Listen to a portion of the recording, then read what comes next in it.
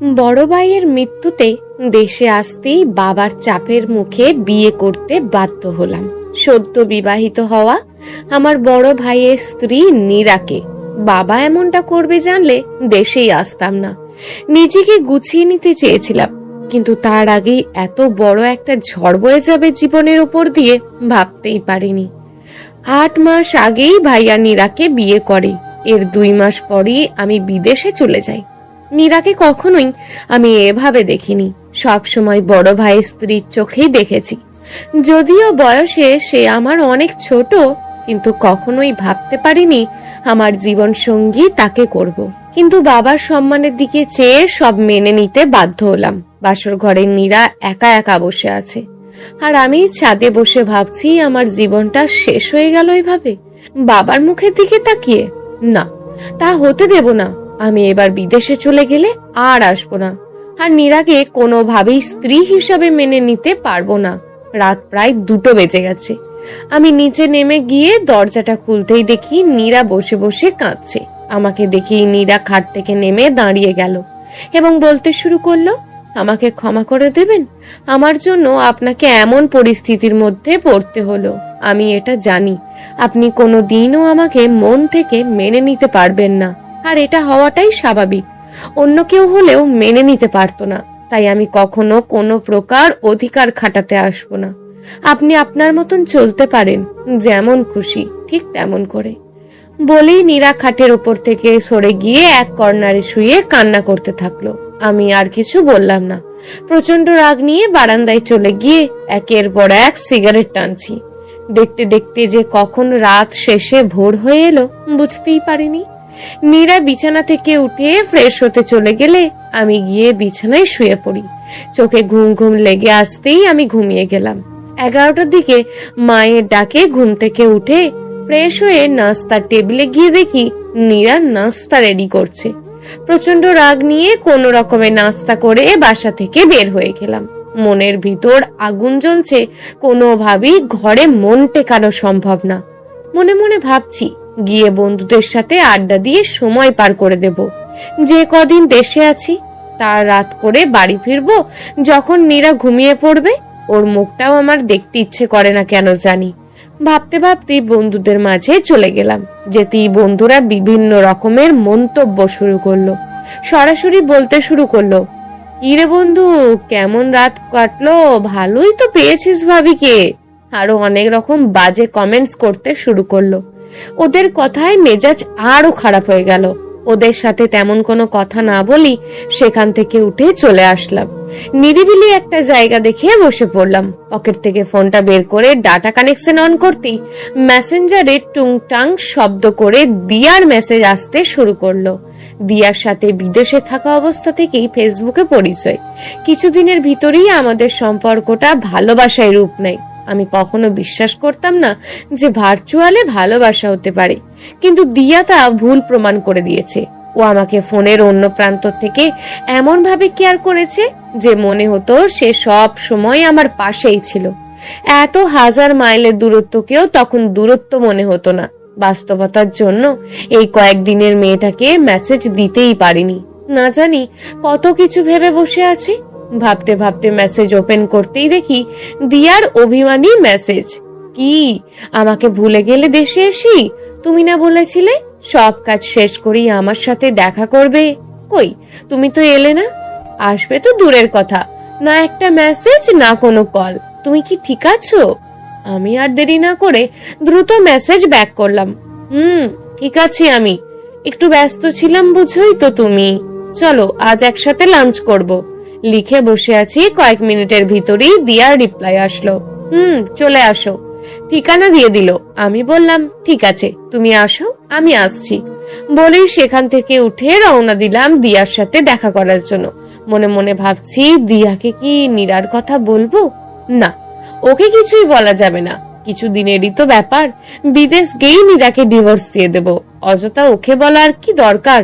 অল্প সময়ের ভিতরেই দিয়ার পাঠানো ঠিকানায় চলে আসলাম। ঠিক সময় মতন দিয়াও চলে আসলো। এসেই আমাকে জড়িয়ে ধরলো। দিয়া আধুনিক মডার্ন মেয়ে। ছবিতে ওকে যতটা সুন্দর লাগে তার চেয়ে অনেক বেশি সুন্দর আর স্মার্ট মেয়ে দিয়া। যে কোনো ছেলেই পছন্দ করতে বাধ্য হবে। দিয়াকে যত দেখছি ততই মুগ্ধ হচ্ছি। মনে হচ্ছেই না আজ আমাদের প্রথম দেখা সরাসরি, মনে হচ্ছে যুগ যুগের চেনা। নিমেষেই এই কয়েকদিনের যন্ত্রণা যেন ভুলেই গিয়েছি আমি। খুব দারুণ ভাবে প্রতিটা মুহূর্ত কেটে যাচ্ছে দিয়ার সাথে। দুপুরের লাঞ্চ, রাতে মুভি দেখা, ডিনার করা, কেমন করে যেন সময়গুলো কেটে গেল।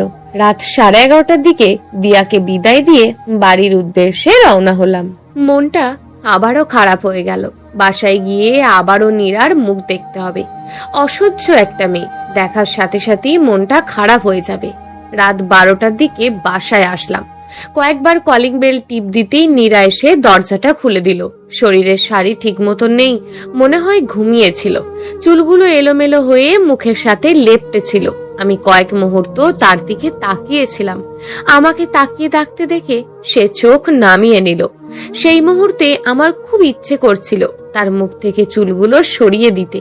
এক অন্যরকম মাদকতায় সেই মুহূর্তে আমাকে পেয়ে বসেছিল। পরক্ষণেই নিজেকে সামলে আমি ঘরে ঢুকে এলাম। এসব আমি কি ভাবছি? না, এগুলো ভাবা মোটেও আমার ঠিক হচ্ছে না। কোনোভাবেই আমার নীরার প্রতি মায়া বাড়ানো যাবে না। আমি দিয়াকে ভালোবাসি, আর দেশে থেকে চলে গেলেই নীরাকে ডিভোর্সের পেপার পাঠিয়ে দেব। ভাবতে ভাবতে ওয়াশরুমে চলে গেলাম। ফ্রেশ হয়ে আসতেই নীরা বলল, টেবিলে খাবার দিয়েছি, খেয়ে নিন। আমি বললাম, আমি খেয়ে এসছি। নীরার মুখটা কেমন যেন ফ্যাকাশে হয়ে গেল।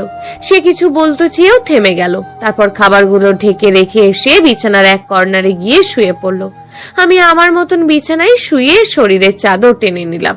কি করব ভাবতে ভাবতে একসময় ঘুমিয়ে গেলাম। গভীর রাতে হঠাৎ আমার ঘুম ভেঙে যায়। আমি লক্ষ্য করি নীরার দুটি হাত আমার শরীরের ওপরে। সে শীতে কাঁপছে। আমি আস্তে করে তার দুটো হাত নামিয়ে দিয়ে চাদরটা তার গায়ে টেনে দিয়ে তার দিকে তাকাতেই লক্ষ্য করলাম ঘুমন্ত নীরাকে সত্যিই অনেক রূপবতী লাগছে। ঘুমন্ত সব মেয়েকেই শুনেছি রূপবতী লাগে, আজ বাস্তবে তা দেখলাম। নীরার দিকে তাকিয়ে থাকতে থাকতে কখন যে ভোর হয়ে গেছে খেয়ালই করিনি। নীরা ভোরে ঘুম থেকে উঠতেই আমি দু চোখ বন্ধ করে নিলাম, যেন নীরা কোনো কিছু না বুঝতে পারে। নীরা বিছানা ছেড়ে আলমারি থেকে শাড়ি নিয়ে চলে গেল ওয়াশরুমে গোসলের জন্য। কিছু সময়ের ভিতরেই নীরা গোসল করে বের হয়ে আসতেই আমি উঠে বসলাম নিজে ফ্রেশ হওয়ার জন্য। ফ্রেশ হয়ে এসে নীরার দিকে তাকাতেই আমার চোখ আটকে গেল। নীরার ভেজা চুল বেয়ে পানি পড়ছে। সূর্যের আলোয় অন্যরকম সুন্দর লাগছে নীরাকে। শাড়িতে যে একটা মেয়েকে এত সুন্দর লাগতে পারে, নীরাকে না দেখলে কখনোই বুঝতে পারতাম না। আমাকে নীরা এভাবে তাকিয়ে থাকতে দেখে প্রশ্ন করলো, কিছু বলবেন? আমি তার কথায় থতমত খেয়ে গেলাম। আমি কোনো কথা না বলেই সোজা ওয়াশরুমে চলে গেলাম। ওয়াশরুম থেকে বের হয়ে ফোনটা হাতে নিয়ে ডাটা অন করতে দেখি দিয়ার মেসেজ। বিছানায় শুয়ে শুয়ে দিয়ার সাথে চ্যাটিং করছি। এমন সময় নীরা এসে বলল, নাস্তা রেডি করছি, খাবেন চলেন। আমি কোনো কথা না বলে আবারও চ্যাটিং এ মনোযোগ দিলাম। নীরা কিছু সময় পর ফিরে এসে আবারও একই কথা বলল। মেজাজটা খারাপ হয়ে গেল। আমি খাট থেকে নেমে না খেয়েই বাসা থেকে বেরিয়ে পড়লাম। বাসা থেকে বের হওয়ার সময় নীরা আমাকে পিছন থেকে একবারও ডাক দিলেও আমার রাগান্বিত চোখ দেখে আর কিছু বলেনি। আমি সোজা দোকানে গিয়ে চায়ের অর্ডার দিয়ে সিগারেট জ্বালালাম। দিয়াকে মেসেজ দিলাম, আজ একসাথে লাঞ্চ করতে আসতে পারবে কিনা। দিয়া বলল আসবে। আমি দোকান থেকে চা সিগারেট খেয়ে বেরিয়ে পড়লাম দিয়ার সাথে দেখা করার জন্য। অনেক সময় ধরে অপেক্ষা করছি। দিয়াকে কয়েকবার মেসেঞ্জারে নক করেছি, সে শুধু বলে অপেক্ষা করো, আসছি। অনেক সময় অপেক্ষার পর দিয়া আসলো। আমি জিজ্ঞাসা করলাম, এত দেরি হলো যে? দিয়া ভুরু কুচকিয়ে আমার দিকে তাকিয়ে বলল, তুমি কি আমাকে দেখে বুঝতে পারছো না কতটা সাজগোজ করেছি তোমার সাথে দেখা করতে আসার জন্য? বাসা থেকে রেডি হয়ে বের হয়ে পার্লারে গেছি, ফেসিয়াল করেছি, তারপর তোমার সাথে দেখা করতে আসছি, আর তুমি আমাকে এভাবে প্রশ্ন করতে পারলে? আমি দিয়াকে বললাম, এত কিছু করার কি দরকার ছিল? তুমি তো এমনিতেই সুন্দর। দিয়া রেগে উঠে বলল, কি বলো? রূপচর্চা করবো না মানে কি? আর তুমি ভালো করেই জানো আমি ত্বকের যত্ন নিই কতটা। আমি আর কিছু বললাম না। আমার চোখের সামনে ভেসে উঠলো নীরার মেকআপ বিহীন মুখটা, যে মুখে একটা মায়াবী ভাব আছে। দিয়া বলে উঠলো, এই কি হলো, চুপ করে আছো কেন? আমি নিজেকে সামলে নিয়ে, কই না তো। দিয়া বলল, চলো ক্ষুধা লেগেছে। তারপর দুজনে রেস্টুরেন্টে চলে গেলাম। খাবার অর্ডার করার কিছু সময় পর খাবার দিয়ে গেল। আমি খাচ্ছি আর দিয়াকে বারবার করে দেখছি। দিয়ার ভিতর কিসের এত অহংকার? ও সুন্দর, এটাই কি ওর অহংকার? দিয়া বলল, এই তাকিয়ে কি দেখো? আমি বললাম, না কিছু না। খাবার খেতে খেতে বৃষ্টি শুরু হলো। বৃষ্টি আমার অনেক ভালো লাগে, ছোটবেলা থেকেই খুব পছন্দ। মনে খুব ইচ্ছে জাগলো দিয়াকে সঙ্গে নিয়ে ভেজার জন্য, কিন্তু দিয়া কি রাজি হবে? ভাবতে ভাবতে খাচ্ছি। খাওয়া শেষ করে কতটা সময় বসে দিয়ার সাথে গল্প করলাম, বৃষ্টিতে ভেজার ইচ্ছেটাও আরো বেড়ে গেল। আমি দিয়ার হাত ধরে নিয়ে হোটেলের সামনে এসে বললাম, চলো আজ দুজনে বৃষ্টিতে ভিজবো। দিয়া আমার হাত থেকে টান দিয়ে ওর হাতটা সরিয়ে নিয়ে বলল, তুমি কি পাগল হয়েছো নাকি? এত টাকা খরচ করে আমি মেকআপ করে এসেছি বৃষ্টিতে ভেজার জন্য? যত সব উদ্ভট কথাবার্তা বলো তুমি সিয়াম। তোমার কি হয়েছে হঠাৎ? তুমি গ্রাম্য ভূত হয়ে গেলে নাকি? এটা কেমন শখ তোমার? দিয়ার কথায় প্রচন্ড আঘাত পেলাম, তবুও নিজেকে শান্ত রাখলাম। দিয়াকে যে ভালোবাসি। তখনই দিয়া বলে উঠল, তুমি তোমার এইসব ন্যাকামো পরিবর্তন করো, না হয় আমার তোমার সাথে আগামী পথ চলতে নতুন করে ভাবতে হবে। বলে সে একটা সিএনজি ডাক দিয়ে উঠে গেল। আমি ডাক দিলাম, কিন্তু আমার আর কোনো কথাই দিয়া শুনলো না। মেজাজটা তখন প্রচন্ড খারাপ হয়ে গেল। এত কিসেরই গদিয়ার? তারপরেও নিজেকে সামলে নিলাম, হয়তো ভালোবাসি বলে। মন খারাপ হয়ে গেল, তাই আর বাহিরে থাকতে ইচ্ছে করছে না। এদিকে বৃষ্টি থামার কোনো নামই নেই, তাই বাধ্য হয়ে আমিও সিএনজি নিয়ে বাসার উদ্দেশ্যে রওনা হলাম। বাসায় এসে কলিং বেল চাপতেই মা এসে দরজা খুলে দিল। আমি রুমে গিয়ে দেখি নীরা নেই। মনে মনে বললাম, ভালোই হয়েছে, ওকে দেখলে মন আরো খারাপ হয়ে যেত। আমি বারান্দায় দাঁড়িয়ে একটা সিগারেট জ্বালিয়ে বাহিরের বৃষ্টি দেখছি। সিগারেট শেষ করে রুমে ঢুকে খাটে বসতেই নীরার দরজা খুলে ঘরে ঢুকলো। ওকে দেখে আমার প্রচন্ড রাগ হওয়ার কথা, কিন্তু ওর দিকে ভালো করে তাকিয়ে দেখলাম পুরো শরীর ভেজা। কেমন করে যেন রাগটা কমে গেল। ও লাজুক ভাবে মাথা নিচু করে দাঁড়িয়ে আছে। শরীর থেকে টপ টপ করে পানি বেয়ে পড়ছে। বৃষ্টিতে এত সময় ভিজেছে তা বুঝতে আমার আর বাকি রইল না। আমি অন্যদিকে তাকিয়ে রইলাম। ও দৌড়ে ওয়াশরুমে চলে গেল। ওর শাড়ি বেয়ে পুরো ঘরে পানি পড়েছে। আমি চুপ করে বিছানায় শুয়ে পড়লাম। অল্প সময়ের ভিতরেই নীরা শাড়ি চেঞ্জ করে তোয়ালে দিয়ে চুল মুছতে মুছতে বের হলো। নীল রঙের একটা শাড়ি পরেছে নীরা। নীল রং আমার সবচেয়ে পছন্দের রং হবার কারণে চোখ আটকে গেল নীরার দিকে। অপূর্ব সুন্দর লাগছে নীরাকে। আয়নার সামনে গিয়ে চোখে কাজল দিচ্ছে। আয়নায় নীরার প্রতিবিম্ব ভেসে আসছে। সাধারণ সাজে অপলক সুন্দর লাগছে নীরাকে। নীরার সাজা শেষ করে আমার দিকে তাকাতেই আমি নিজেকে লোকাতে চাইলাম, কিন্তু আমি জানি আমি তা পারিনি। নীরা আমার পাশে এসে বলল, আজ এত তাড়াতাড়ি চলে আসলেন বাসায়? আমি বললাম, এমনিতেই। দরকার না থাকলে আমার সাথে কোনো কথা বলার প্রয়োজন নেই। নীরার মুখটা ফ্যাকাশে হয়ে গেল। সে মাথা নিচু করে বলল, আচ্ছা আমাকে কেমন লাগছে আজ? আমি ওর দিকে না তাকিয়ে বললাম, যেমন ছিলে তেমন। নীরা আর কোনো কথা না বলে চলে গেল ঘর থেকে বাহির হয়ে। আমি মেসেঞ্জার অন করে দিয়াকে নক করলাম। বললাম, রাগ করেছো? দিয়া রিপ্লাই করলো, রাগ করবো না তো কি করব? তুমি দেশে এসে কেমন হয়ে গেছো একবার ভেবে দেখেছো? কি সব গ্রামের মেয়েদের মতন তুমি আমাকে থাকতে বলছো? জানো আমার কতটা কষ্ট লেগেছে? আমি বললাম, দেখো আমি এভাবে বলতে চাইনি, আসলে সব সময় এগুলো ব্যবহার করলে তো স্কিন নষ্ট হয়ে যাবে। দিয়া রাগের ইমোজি দিয়ে লিখলো, দেখো শ্যাম, এই বয়সে যদি ফ্যাশন না করি, ত্বকের যত্ন না করি, তবে কি বুড়ি হয়ে করব? আমি বললাম, আচ্ছা ঠিক আছে, তোমার যেমন খুশি তেমন করে সেজো। দিয়া আমাকে বলো, দেখো আমার মডার্ন ছেলে ছাড়া পছন্দ না। তুমি বিদেশে ছিলে তখন একরকম ছিলে, কিন্তু দেশে এসে তোমার পরিবর্তন হয়ে গেছে। আমি তোমাকে ওই রকমই দেখতে চাই। আমার সাথে খ্যাত টাইপ কথাবার্তা কখনোই বলবে না, আর তাহলে হয়তো আমাদের রিলেশনটা আর কন্টিনিউ করা সম্ভব হবে না। দিয়ার কথায় প্রচন্ড আঘাত পেলাম। এগুলো কি বলছে দিয়া? আজ প্রায় 4 মাস ধরে ওর সাথে সম্পর্ক, হঠাৎ করে এতটা পরিবর্তন কেন? আমিও তারপরে নিজেকে সংযত করে নিলাম। এমনিতেই সংসারের অশান্তিতে আছি, তার উপর যদি দিয়ার সাথেও ঝামেলা করি তবে মনটা আরো খারাপ হয়ে যাবে। তাই ওকে বললাম, আচ্ছা ঠিক আছে, আমি যেমন ছিলাম তেমনই থাকবো। দিয়া একটা হাসির ইমোজি দিল। এর মাঝে নীরা নাস্তা নিয়ে ঢুকলো। আমি খেয়াল করে দেখলাম আমার প্রিয় লুচি আর আলুর দম নিয়ে এসছে। আমার অসম্ভব প্রিয় একটা খাবার। এই বৃষ্টির দিনে এমন নাস্তা মানি জিভে জল চলে আসলো। নীরা নাস্তাগুলো এগিয়ে দিল। আমি কোনো কথা না বলে খেতে শুরু করলাম। খাবারের টেস্ট আজ অন্য রকম লাগছে। মায়ের হাতের লুচি আর আলুর দম অনেক প্রিয় আমার, তাই তার হাতের লুচির স্বাদ আমি কখনোই ভুলতে পারবো না। আমি নীরাকে প্রশ্ন করলাম, লুচি কি তুমি বানিয়েছো? নীরা মাথা নেড়ে বলল, হ্যাঁ আমি বানিয়েছি। আমি বললাম, খুব ভালো হয়েছে। নীরা একটা লাজুক হাসি দিল। আমি বললাম, এটা আমার খুবই প্রিয় একটা খাবার। নীরা মাথা নেড়ে বলল, জানি। কে বলেছে? আপনার ভাইয়ের জন্য যখন বানাতাম তখন সে খেতে খেতে বলতো আপনার খুব পছন্দের খাবার লুচি।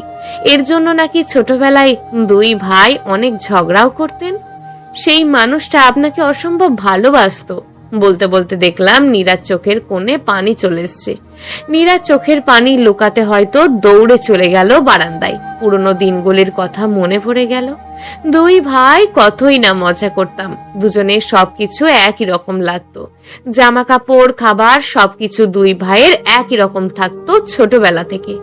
নীরার মন খারাপ হয়ে গেছে হয়তো ভাইয়ার স্মৃতি মনে পড়াতে। ভাবতে ভাবতে কেন জানি বারান্দায় নীরার পাশে দাঁড়াতে খুব ইচ্ছে করলো।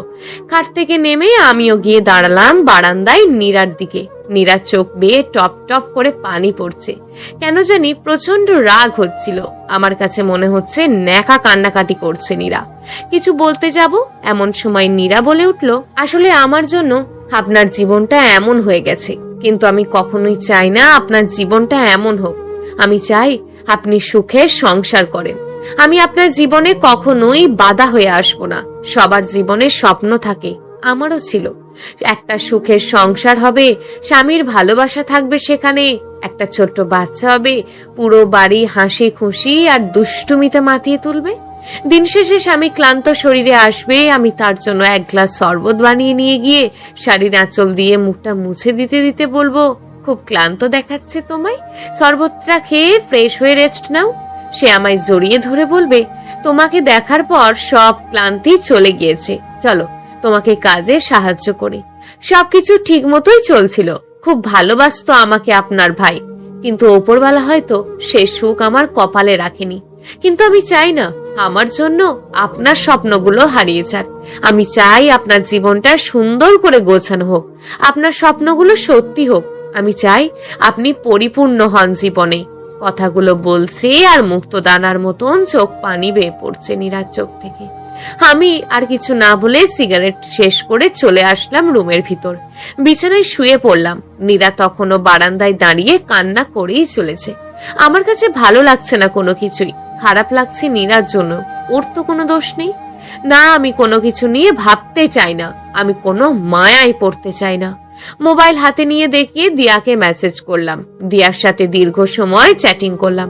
কোনো কিছুই ভালো লাগছে না। কেমন যেন সব এলোমেলো মনে হচ্ছে। জীবনে এমন একটা মুহূর্ত আসবে আমি কল্পনাও করতে পারিনি। নীরা ঘর থেকে বের হয়ে গেল। বাহিরে তাকিয়ে দেখি তখনও বৃষ্টি হচ্ছে। আমি দু চোখ বন্ধ করে কত সময় শুয়েছিলাম মনেই নেই। হঠাৎই নীরার ডাকে চোখ মেলে তাকালাম। চলেন, খাবার দেওয়া হয়েছে, খাবেন। আমি আর কোনো কথা না বলে ওর সাথে চলে গেলাম খাবার খেতে। গিয়ে দেখি টেবিলে খাবার রাখা, তাই তাড়াতাড়ি খেতে বসে গেলাম। কয়েকবার খাবার মুখে দেওয়ার পর বাবা খেতে বসলো। খাবার খেতে খেতে বাবা বলল, সিয়াম, বৌমাকে নিয়ে কয়েকদিন শহরের বাহির থেকে ঘুরে আয়, ভালো লাগবে। কথাটা শুনে যেন আমার মাথাটা চক্কর দিয়ে উঠলো। মুখে আর খাবার যাচ্ছে না। মনে হচ্ছে এক্ষুনি খাবারের প্লেটটা ছুঁড়ে ফেলে দিই। ব্যাপারটা হয়তো নীরা বুঝতে পেরেছিল, তাই বাবাকে বলল, না বাবা, আমার শরীরটা ভালো না, আমি এখন কোথাও যেতে পারবো না। আর উনি আছে আর কিছুদিন তো দেশে, তাই এখানেই সবার সাথে থাকুক। নীরার কথা শুনে বাবার কিছু বললেন না। আমি মনে মনে বড্ড বেঁচে গেলাম। বাবার উপর যতই রাগ হোক না কেন, শ্রদ্ধার কারণে বাবার মুখের ওপর তো কোনো কিছু বলার সাহস তো আমার মধ্যে নেই। আমিও আর কোনো কথা না বলে খাওয়া শেষ করে রুমে চলে আসলাম। নীরা কিছু সময় পর এসে বিছানায় শুয়ে পড়ল। আমি বারান্দায় গিয়ে কিছু সময় দাঁড়িয়ে চিন্তা করতে শুরু করলাম, যত দ্রুত সম্ভব আমাকে দেশ ছেড়ে চলে যেতে হবে। কোনোভাবেই আমার পক্ষে নীরাকে নিয়ে সংসার করা সম্ভব না। দিন যত যাবে হয়তো নীরার প্রতি আমার মায়া বাড়বে। আমি দুর্বল হয়ে যেতে পারি ওর ইমোশনের কাছে। না, তা কখনোই হতে দেওয়া যাবে না। আমি দিয়াকে ভালোবাসি, আর দিয়া সব দিক থেকে ওর চেয়ে ভালো, সুন্দরী, শিক্ষিত, স্মার্ট। বারান্দা থেকে ঘরে চলে আসলাম, এসে দেখি নীরা ঘুমিয়ে পড়েছে। শাড়িটা ওর শরীরে ঠিক মতন নেই। আমি কোনো রকমে দ্রুত ওর আঁচলটা ঠিক করে দিতে যাব, তখনই নীরা চোখ মেলে তাকালো। আমি হাতটা সরিয়ে নিলাম। নীরা ব্যাপারটা খেয়াল করতে পেরে নিজেই শাড়িটা ঠিক করে শুয়ে পড়লো। আবার আমিও অন্যদিকে ঘুরে শুয়ে পড়লাম।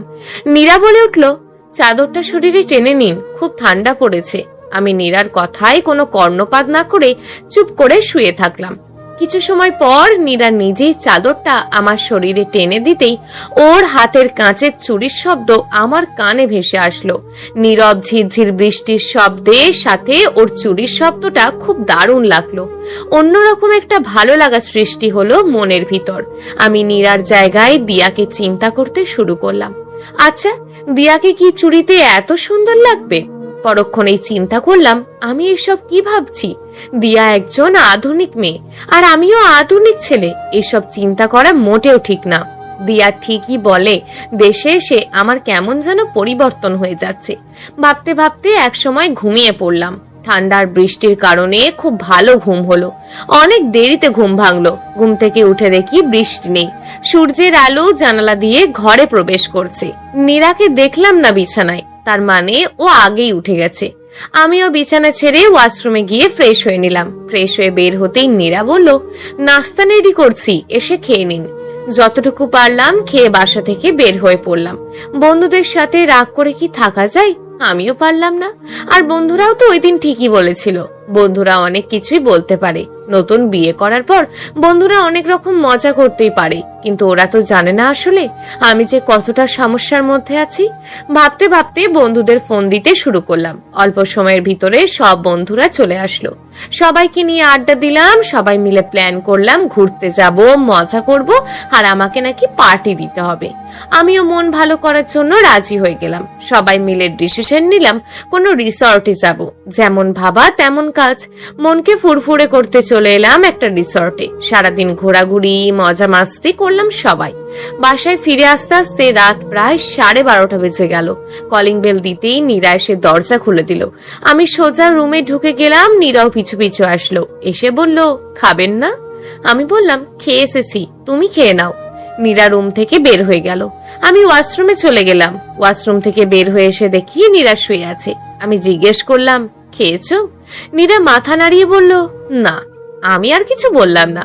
বিছানায় শুয়ে শুয়ে দিয়ার সাথে চ্যাটিং করছি। অনেকক্ষণ চ্যাটিং এর পর দিয়াকে বললাম, চলো কাল কোথাও ঘুরতে যাই। দিয়া বলল, না, সম্ভব না, কাল আমার পরীক্ষা আছে ভার্সিটিতে, অন্য কোনো দিন যাব। আমি বললাম, আচ্ছা ঠিক আছে। এরপর কিছু সময় চ্যাটিং করে দিয়াকে বললাম, শুয়ে পড়ো, কাল পরীক্ষা, রাত জাগতে হবে না। বলে আমিও শুয়ে পড়লাম। সকালে ঘুম থেকে উঠতে উঠতে অনেক বেলা হয়ে গেল। নীরা চা নাস্তা করে দিল। আমি খেয়ে বন্ধুদের সাথে আড্ডা দিতে চলে গেলাম। আর নীরাকে বললাম ফিরতে রাত হবে, খেয়ে নিতে। ও কিছু বলল না। বন্ধুদের সাথে আড্ডা দিতে গল্প করতে দুপুর হয়ে গেল।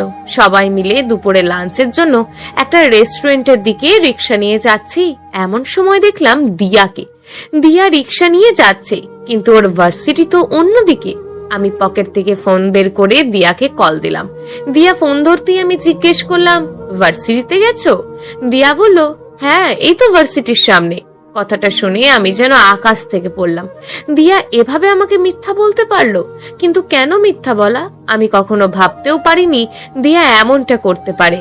আমাকে এর কারণ খুঁজে বের করতেই হবে। বন্ধুদের বললাম, তোরা লাঞ্চ কর, আমি একটু আসছি। বলি দিয়ার পিছু নিলাম। দিয়া রিক্সা গিয়ে থামলো একটা মার্কেটের সামনে। আমিও একটু দূরে আমার রিক্সাটাকে থামাতে বললাম। দিয়া দাঁড়িয়ে থাকা অবস্থায় একটা কালো রঙের গাড়ি এসে থামলো। গাড়ি থেকে একটা ছেলে বের হতেই দিয়া দৌড়ে তার বুকে ছুটে গেল। এমন দৃশ্য দেখবো আমি কখনো ভাবিনি। শুধু যদি বুকে ছুটে গিয়ে ক্ষান্ত হতো তবুও মেনে নিতে পারতাম, কিন্তু প্রকাশ্য দিয়া সেই ছেলেটাকে কিস করলো। এমন দৃশ্য দেখার পরে কোনো প্রেমিকের পক্ষে সেখানে দাঁড়িয়ে থাকা সম্ভব না। চোখ দুটো যেন আমার বন্ধ হয়ে আসছিল। কি হচ্ছিল এসব আমার সাথে? কোনো কিছুই আমার সাথে যাচ্ছিল না। সবই যেন আমার বিপরীত। দিয়া এমনটা কি করে করতে পারলো? আমার মাথায় সে সময় কোনো কিছুই কাজ করছিল না। ইচ্ছে করছিল গিয়ে দিয়াকে প্রশ্ন করতে, কেমন এমনটা করলো আমার সাথে, কিন্তু তা করতে পারলাম না। ওর প্রতি নারীদের প্রচন্ড ঘৃণা সৃষ্টি হয়ে গেছিল সেই সময়। ওখানে না দাঁড়িয়ে আমি সোজা বন্ধুদের কাছে চলে গেলাম। রাগে পুরো শরীর পুড়ে যাচ্ছে। ইচ্ছে করছে দিয়ার গলাটা চেপে ধরে প্রশ্ন করতে, এটাই কি তোমার আধুনিকতা? কোনোভাবেই যেন নিজেকে আর আটকাতে পারছিলাম না। না পারছিলাম পরিবারের মানুষগুলোর দেওয়া আঘাত নিতে, না দিয়ার দেওয়া আঘাতটা। সেই রাতে বন্ধুদের সাথে প্রচন্ড ড্রিঙ্কস করে পুরো মাতাল হয়ে বাসায় ফিরি। কলিং বেলটা কয়েকবার চাপতেই নীরা দরজা খোলে। আমি সোজা চলে যাই রুমের ভিতর। রুমে গিয়ে জামা কাপড় চেঞ্জ না করেই বিছানায় শুয়ে পড়ি। মাথাটা কেমন যেন ঘুরছিল। নীরাও আমার সাথে সাথে ঘরে ঢুকে নাক চেপে ধরে বলে, আপনি মদ খেয়ে এসেছেন? নীরার কথায় ওর দিকে ঘুরে তাকিয়ে দেখলাম ওর চুলগুলো এলোমেলো হয়ে আছে, চোখ দুটো লাল, মনে হয় কিছু সময় আগে কান্না করেছে। নেশাটা প্রচন্ড ভাবে ধরেছিল। ওর কথার উত্তর না দিয়ে আমি ওর দিকে চেয়ে আছি। নীরা আবার বলে উঠল, কি হলো, উত্তর দিচ্ছেন না কেন? আমি আপনাকে তো বলেইছিলাম আপনার জীবনে কোনো বাধা হয়ে দাঁড়াবো না, তারপরেও কেন আপনি এমন করছেন? বলতে বলতে আমার সামনে আসতেই আমি ওর হাত ধরে টান দিয়ে ওর বুকের সাথে চেপে ধরি। তখন আমার মাঝে শুধু একটা জিনিসই কাজ করছিল, সব মেয়েরাই বেঈমান, বিশ্বাসঘাতক। হয়তো সেটা দিয়ার দেওয়া আঘাতের কারণেই, কিংবা নীরাকে ওই অবস্থায় দেখে আমি ওর মোহে পড়ে যাই। নীরা সে রাতে আপ্রাণ চেষ্টা করে উঠে যাওয়ার জন্য। নীরা চেষ্টা করে নিজেকে আমার বাহুডোর থেকে ছাড়িয়ে নেওয়ার জন্য। একটা সময় ওর সব চেষ্টা ব্যর্থ হয়, পেরে ওঠে না আমার শক্তির সাথে। সে রাতে নীরা নিজেকে বিসর্জিত করে আমার কাছে। আমি হিংস্র হায়নার ওপর ঝাঁপিয়ে পড়ি নীরার দেহের ওপর। যখন আমার হুঁশ ফেরে তখন অনেক দেরি হয়ে গিয়েছে। সকালে যখন চোখ মিলে দেখলাম নীরার দেহটা আমার শরীরের ওপর, তখন আমি রাতের ঘটনাটা মনে করতেই নিজেকে খুব ছোট মনে করতে লাগলাম। যদিও নীরা আমার স্ত্রী, কিন্তু তাকে আমি স্ত্রীর মর্যাদা দিইনি, আর তার সাথে আমি সংসারও করব না। কিন্তু রাতে যা করেছি তা খুবই অন্যায় কাজ করেছি। প্রচন্ড অনুশোচনায় ভুগতে শুরু করলাম। আমি বিছানা ছেড়ে উঠে ফ্রেশ হয়ে বাসা থেকে বের হয়ে গেলাম। তখনও নীরা ঘুমাচ্ছিল। নিজেকে অনেক ছোট মনে হচ্ছিল।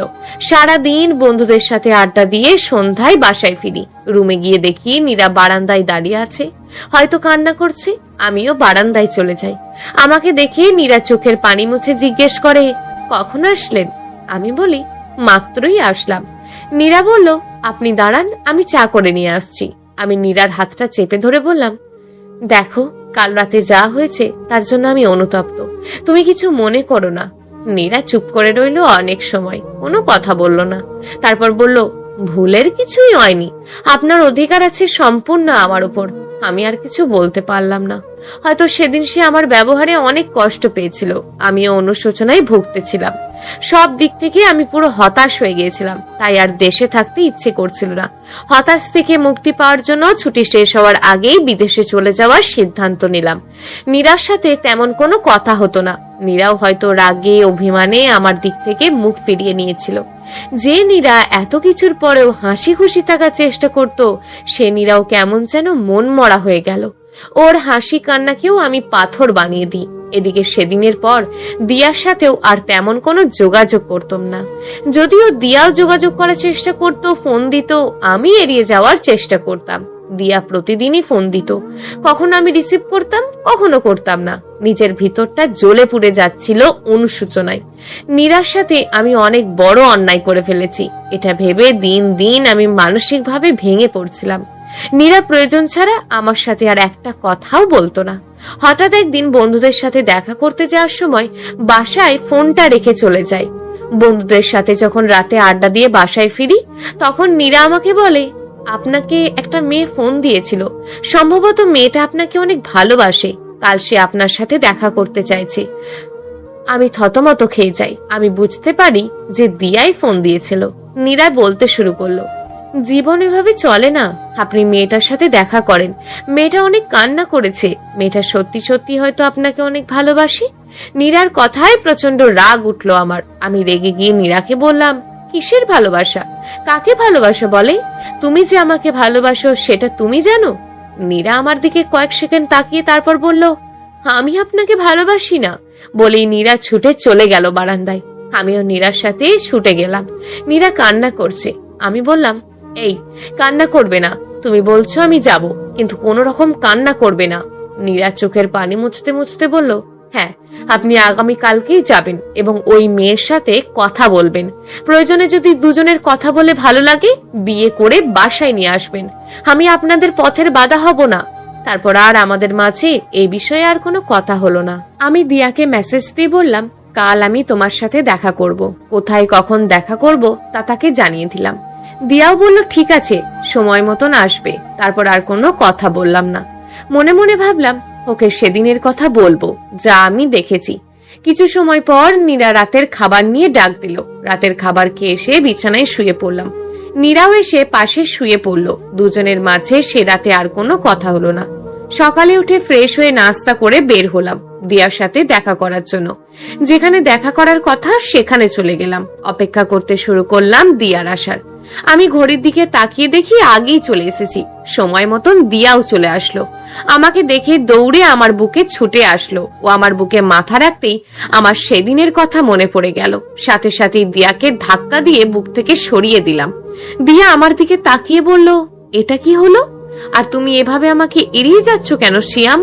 আমি বললাম, সেদিন পরীক্ষা কেমন দিয়েছো? ভালো দিয়েছি। মেজাজটা খুবই গরম হয়ে গেল। আমার সামনে এসেও দিয়া কিভাবে মিথ্যে কথাটা বলছে? আমার ধৈর্য আর কোলায় না। আমি বললাম, তুমি এত মিথ্যা বলো কিভাবে? তা পরীক্ষা কি তার বুকে আর ঠোঁটে দিয়েছিলে নাকি? আরো কিছু বলতে পারলাম না, আর নিজের বিবেকের কাছেই বাঁধলো। দিয়া তবুও অস্বীকার করে বলে, এগুলো কি উল্টো পাল্টা কথা বলছো তুমি? আমি ঠাস করে একটা চর বসিয়ে দিয়ে বললাম, আমি মিথ্যা বলছি? ওই দিন ওই জায়গায় তুই যাসনি, একটা ছেলের সাথে দেখা করিসনি? দিয়া বলে উঠলো, হ্যাঁ করেছি। তো কি হয়েছে? তোমার যদি ভালো না লাগে চলে যাও, আর কখনো আমি তোমার সাথে যোগাযোগ করব না। তোমার মতন কত শত ছেলে আমার পিছনে ঘোরে। কথাটা শুনেই ইচ্ছে করছিল এক্ষুনি ওর গলাটা টিপে ধরি, কিন্তু পারলাম না। নিজেকে অনেক ছোট মনে হচ্ছিল আমার কাছে। আমি ওকে আর কিছু না বলে ওখান থেকে চলে আসলাম। মনটা খারাপ হয়ে গেল। ভেবেছিলাম হয়তো ও সত্যিটা বলবে, তখন সব বলে ওকে আমি ক্ষমা করে দেব। কিন্তু ও যা বললো তারপর ওর সাথে থাকা বা ক্ষমা করার প্রশ্নই ওঠে না। মনের ভিতর মেয়েদের প্রতি আরো কিছু ঘৃণার জন্ম নিল। রাগে জ্বলতে জ্বলতে বাসায় চলে আসলাম। বাসায় এসে রুমে বসতেই নীরা এক গ্লাস শরবত এসে দিল। তারপর পাশে বসে বলল, সমস্যার সমাধান হয়েছে আপনাদের? আমি কোনো কথা বললাম না। নীরার দিকে চেয়ে দেখি চোখ দুটো লাল বর্ণ হয়ে আছে। নীরা বলল, আমি কিছুদিনের জন্য বাবার বাড়ি যাব, যদি দিয়ে আসতেন ভালো হতো। আমি বললাম, ঠিক আছে, তুমি রেডি থেকো, বিকেলে তোমায় দিয়ে আসবো। সেদিন বিকেলে নীরা তার বাবার বাড়িতে দিয়ে আসি, আর এদিকে বিদেশে যাওয়ার জন্য আমি প্রস্তুতি নিতে থাকি।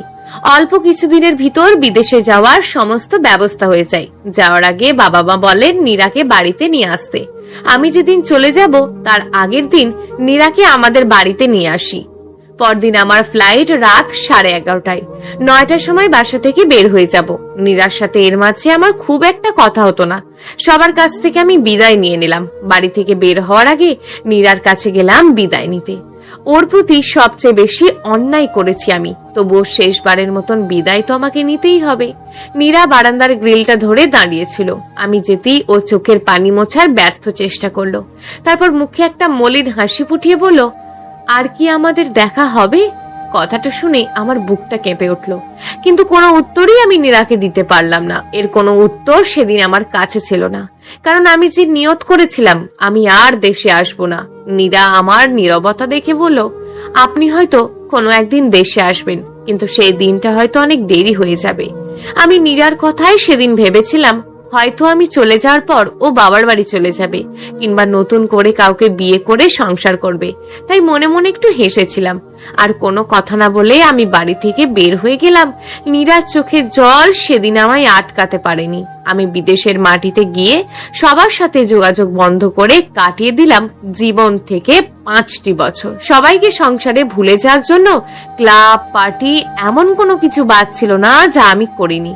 কিন্তু 5 বছরে সেসব করে ক্লান্ত হয়ে আমি বুঝতে পারি আমি আর পারছি না।